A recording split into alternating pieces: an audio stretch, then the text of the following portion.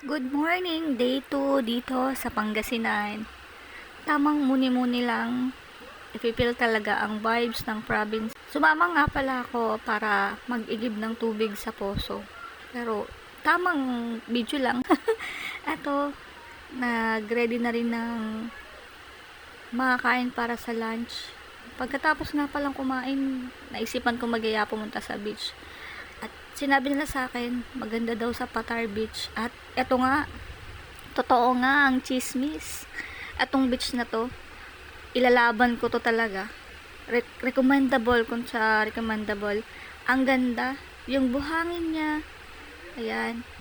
Dilaw-dilaw na parang mga beads yung butil niya. Naisipan ko na nga maglakad papunta dun sa tabing dagat para damahin yung alon. Ang ganda. Nagiging white sand nga yung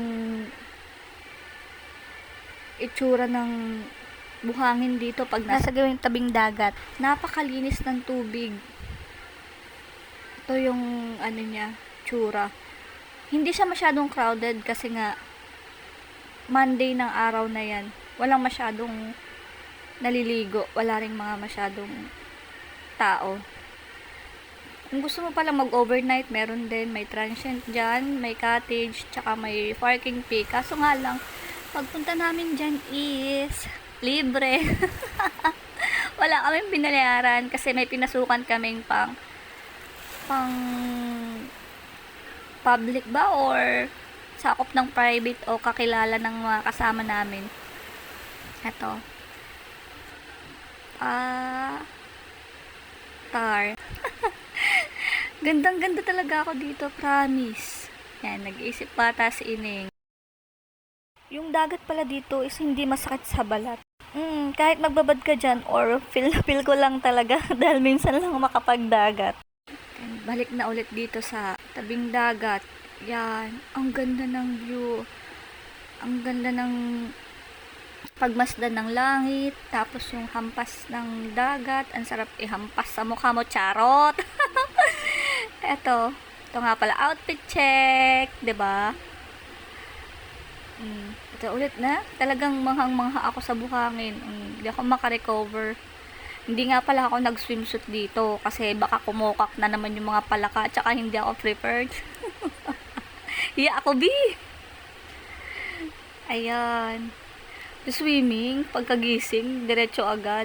Yan. Naka-pajama, naka-t-shirt, all love-love, 'di ba? Para di tayo mangitim. Charot. Ito yung view niya. Punta kayo dito, oh. Di talaga kayo magsisisi. Pagkatapos nga, no, nagkaayaan na pala kami. Ito mga binarat dalaga yung kasama ko. Sa falls daw ulit, Bulinao Falls, number 2. Pupunta na nga kami doon. Tara na. Ito may mga ano rin pala. Souvenir area. Ito yung mga dalagitang kasama ko. At ito na. Nasa Bulinao Falls na. Pero number 2 naman to. Mga ngatog ka dito. Napakatarik. Dito na nakit yung pa ako. Hindi sa biyahe. Yan. Ito yung mga kasama pala namin. At ito na. Ito yung itsura ng falls number 2. Kung gusto niyo ng swimming tapos din alam kung saan, dito sa Pangasinan. Pwede naman ditong motorin or may bus din papunta dito galing Manila. Kung may sasakyan kayo, mas mainam. Maganda dito, punta na. Ayan, may mga bato-bato dyan, pwede kang maglublob dyan. May mababaw, may malalim na parte. Dun sa kabila meron din. May mga life vest din, ganun pa rin yung bayad, 50 pesos. At nagkaayahan na nga umuwi pagkatapos niyan. Isang mahabang sulit na araw nga. Sinusulit talaga yung araw. Andito pa kasi walang ganto sa Manila. May idea na kayo, ha? Bye!